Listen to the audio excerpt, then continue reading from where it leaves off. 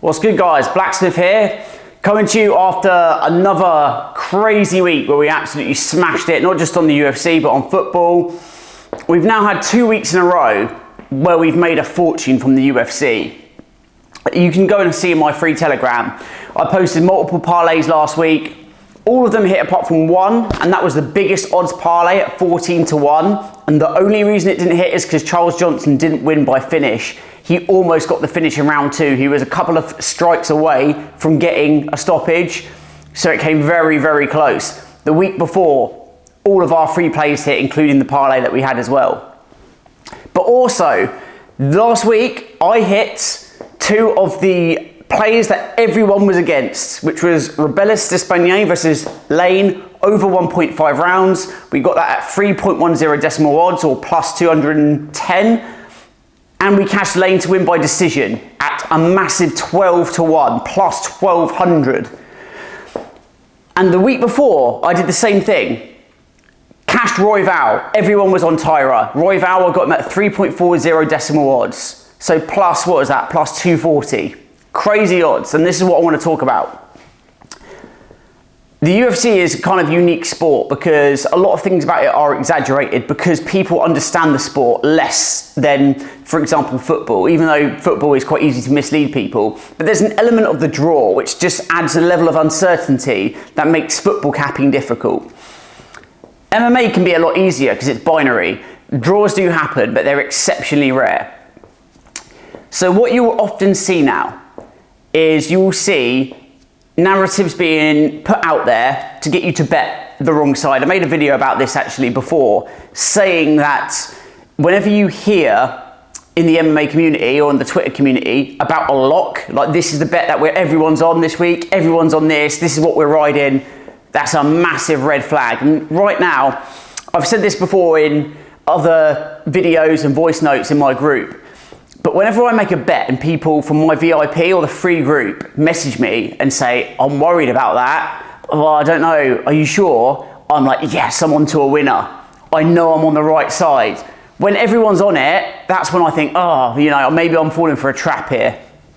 And that's for good reason. People aren't very educated about MMA. It is a tough sport to cap. It takes time. You've got to watch. If you've got 2 fighters, I would say the minimum that you should be looking at to cap a fight is their last 3 wins and 3 losses.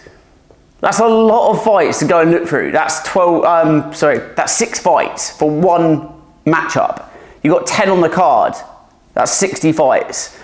Most people just aren't going to do that. That's what you've got to do if you want to make big money betting in MMA. You don't always have to do that. The more that I do this, the easier I find opportunities. Like with Royval, for example, I had capped him very extensively in his last 2 fights. I bet him, not his last fight, but I bet him to beat Moreno at, again, same odds actually, 3.0 decimal odds, 2 to 1. And I also bet him to win by decision at 5 to 1, which cashed.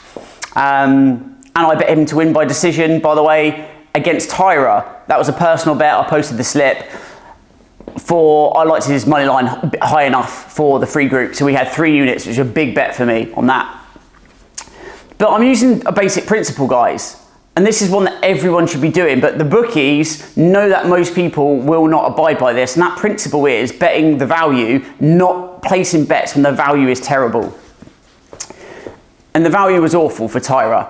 1.40 decimal odds against a title challenger in his first ever 5-round fight. That is a terrible bet. No way I'm taking that. But a lot of people added it onto parlays. Then we had last week, we had Despaigne. Now, there's no doubt he's a big athletic guy.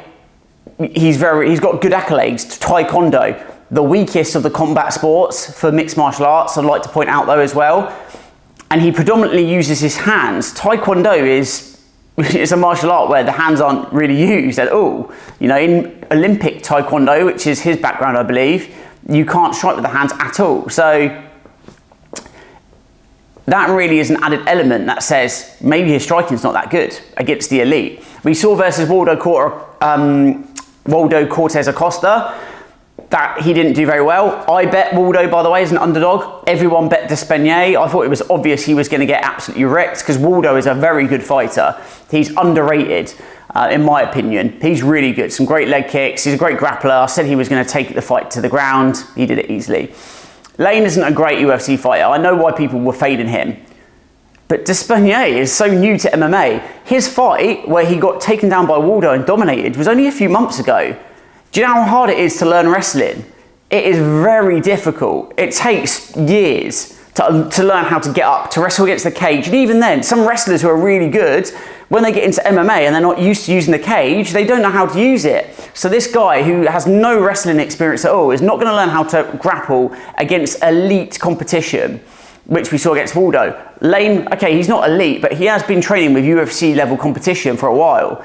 So he had a clear path to victory. He just had to not get knocked out.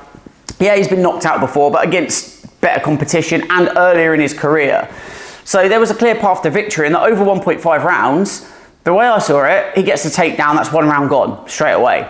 And I don't think he was going to finish Rebellis. This is the other part of it. A lot of people said, oh, if he gets him down, he will finish him. I did not buy into that. I believe that Rebellis probably spent a lot of his camp on his back, protecting himself, learning how to, and he's a big guy, so he can hold you in his guard and stop you getting any good strikes.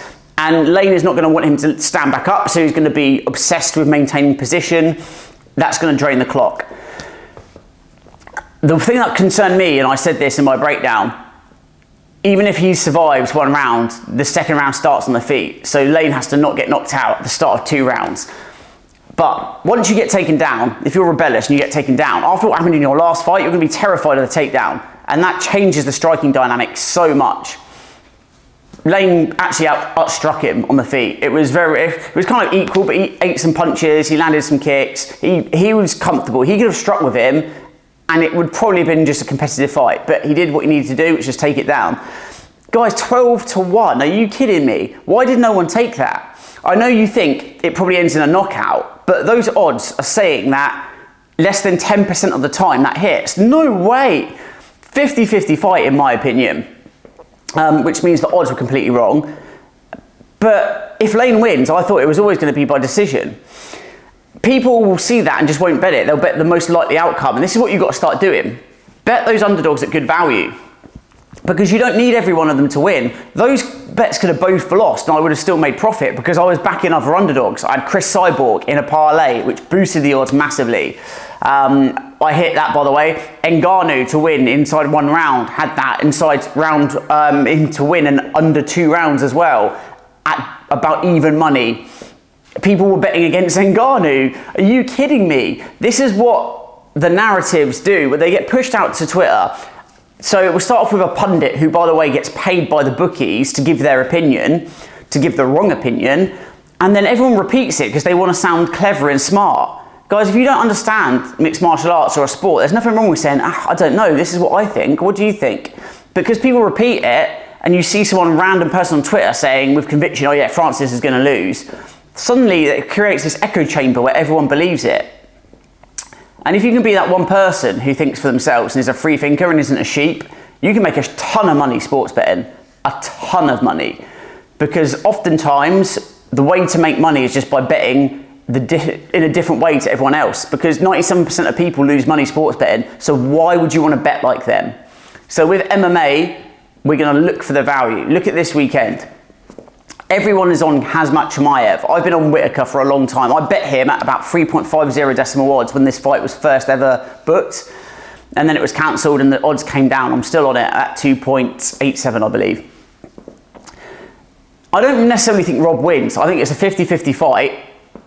So at those odds, I'm going to take it. It will make me profit long term. For people who are backing Khamzat Chimaev at 1.36 odds, are you mad? Are you crazy? It's the same as the Tyra situation. Exactly the same, actually. A very, very good grappler, very good athlete. We've not seen him go 5 rounds. We've not seen him fight the best of the division yet. And this is going to be the test. So you're going to take the guy at good value who is proven, who, by the way, just knocked out Ikram Aliskerov on short notice inside a round as a big underdog. I think you've got to take it. I'm not saying Rob's going to win. I'm just saying the value is on his side. Ige as well. You know, I think his odds are insane. You know, 2.75. You saw what he did on a few hours' notice against Lopez, who is an incredible striker. And then who else have we got as an underdog? There's another one as well this weekend at 3.75 odds. Rakic. He's a bit of a difficult one, but I think those odds are wrong. I think it should be a lot closer. I think his odds should be a lot closer to like 2.75, not 3.75.